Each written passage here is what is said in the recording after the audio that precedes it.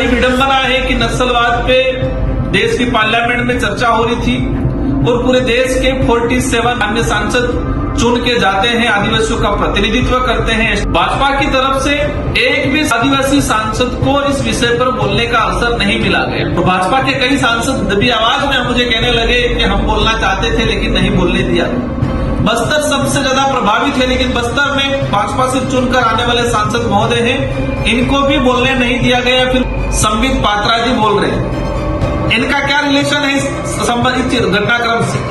कंगना रणावत जी बोले, अनुराग ठाकुर जी बोले, ये मान्य सदस्य, उनका भी हम सम्मान करते हैं, लेकिन कंगना रणावत जी का नक्सलाइट इलाके से क्या परिचित थे? उनको 9-10 मिनट तक बोलने दिया गया।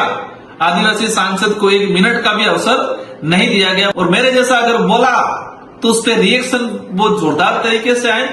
जोहार साथियों, देश के गृह मंत्री अमित शाह जी ने पिछले 2 सालों से वादा कर रहे थे कि 31 मार्च 2026 को देश में माओवाद नक्सलवाद को मुक्त कर दिया जाएगा।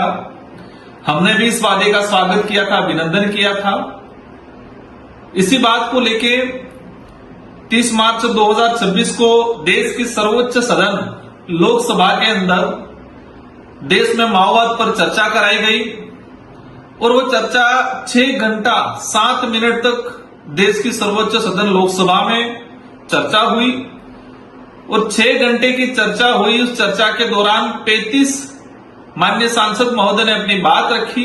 एक गंभीर विषय है और कहा जाए कि एक आश्चर्यचकित करने वाली जो बात है कि माओवाद पर, नक्सलवाद पर चर्चा हो रही थी। और आप सभी जानते हैं कि माओवाद नक्सलवाद से अगर सबसे ज्यादा प्रभावित है तो आदिवासी समुदाय प्रभावित है। अगर वो मुठभेड़ में मारा गया है या नक्सलवाद से जुड़ा है, गलत रास्ते पे गया है या हथियार उठाया है या विस्थापित हुआ है या निर्दोष आदिवासी मारा गया है, तो सबसे ज्यादा कहा जाए कि 100% आदिवासी समुदाय प्रभावित है। लेकिन बड़ी विडंबना है कि नक्सलवाद पे देश की पार्लियामेंट में चर्चा हो रही थी और पूरे देश के 47 मतलब 47 सांसद, मान्य सांसद चुन के जाते हैं, आदिवासियों का प्रतिनिधित्व करते हैं, एसटी रिजर्व सीट से चुन के जाते हैं। भाजपा की तरफ से एक भी आदिवासी सांसद को इस विषय पर बोलने का अवसर नहीं मिला गया। हमने देखा कि 47 एसटी रिजर्व सीट से चुन के जाते हैं सांसद, और इस बिल, उस जो चर्चा थी उस पर 6 घंटे तक चर्चा कराई, 6 घंटा 7 मिनट तक। और इसमें 35 मान्य सांसदों ने बात रखी, लेकिन भाजपा ने किसी भी एक भी आदिवासी सांसद को अवसर नहीं दिया गया। मुझे अंतिम में समय मिला, वो भी 2.5 से 3 मिनट, और मैंने अपनी बात रखी। उस बात पे भी माननीय गृह मंत्री जी काफी गुस्साए। आपने देखा होगा कि किस तरह से उन्होंने कहा कि आप भी हथियार उठाते तो सरेंडर होते, चुनाव जीत के नहीं आते। मैंने एक बात कही थी, उनसे मांग की थी कि आप नक्सलवाद पे चर्चा कर रहे हो, नक्सलवाद खत्म होना चाहिए, हम भी चाहते हैं। और हमने भी पूरे देश के आदिवासी समुदाय को संसद से आह्वान किया है कि हमें जल जंगल जमीन को बचाने की लड़ाई कलम और कागज से लड़नी है। लेकिन मेरा एक सवाल यह था और मैंने गृह मंत्री जी से अपेक्षा की थी, 1.5 घंटा तक उन्होंने रिप्लाई दिया। हमने अपेक्षा की थी कि आप पैसा कानून पे बात करें कि पैसा कानून इम्प्लीमेंटेशन हो रहा है कि नहीं हो रहा है। आप बड़े बड़े उद्योगपतियों को आदिवासी बाहुल्य क्षेत्र की जल जंगल जमीन को उनको लीज पे दे रहे हो, तो क्या पैसा कानून की पालना कर रहे हो? क्या 5वीं अनुसूची के विशेषाधिकार हैं, इनकी पालना हो रही है? क्या फॉरेस्ट राइट एक्ट के तहत जो लोगों को पट्टे मिलने चाहिए, क्या उनको दे रहे हो? इन पे 1.5 घंटे का जो रिप्लाई आया उसमें किसी प्रकार की कोई बात नहीं थी। ना पैसा कानून पे बात की गई, ना फॉरेस्ट राइट एक्ट पे बात की गई। सुप्रीम कोर्ट के कई जजमेंट आए हैं आदिवासियों के जल जंगल जमीन को लेकर। एक चर्चित जजमेंट है 5 जनवरी 2011 का, उस पर भी बात नहीं की गई। हमने बात किया, मैंने कई बार खड़े होकर कहा कि आप पैसा कानून, फॉरेस्ट राइट एक्ट, 5वीं अनुसूची के संवैधानिक अधिकारों को कितना इंप्लीमेंटेशन किया है आपने, उस पर बात करो, लेकिन नहीं किया गया।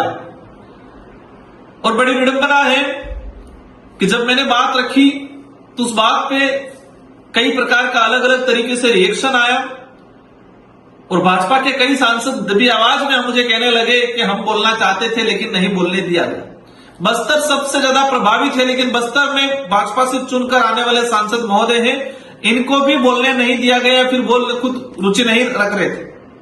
तो साथियों, एक ये हमारे सामने ये चीजें आई कि नक्सलवाद उन्मूलन पे चर्चा हुई, लेकिन आदिवासी सांसदों को बोलने का अवसर नहीं दिया गया। और मेरे जैसा अगर बोला तो उस पर रिएक्शन बहुत जोरदार तरीके से आए। हम भी चाहते हैं कि नक्सलवाद खत्म हो। जो आदिवासी हथियार अगर पकड़ रहा है तो वो गलत रास्ते पे चलता है। ये देश लोकतांत्रिक है, संविधान के आधार पे हमें इस लड़ाई को लड़नी है। साथियों, ये जानना जरूरी है कि देश में आदिवासियों का प्रतिनिधित्व सिर्फ चुन के जा रहा है, पार्लियामेंट में या तो बोलना नहीं चाह रहा है या बोलने का अवसर नहीं दिया जाता है। इस दूसरा विषय होता, आपने देखा होगा कि नक्सलवाद उन्मूलन पे चर्चा हो रही है और भाजपा की तरफ से संबित पात्रा जी बोल रहे हैं। इनका क्या रिलेशन है इस घटनाक्रम से?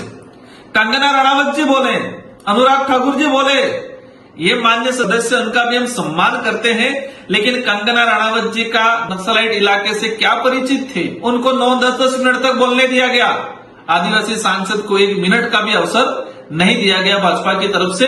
तो साथियों, आप समझ सकते हो कि धरातल पर कितना भेदभाव अन्याय होता है।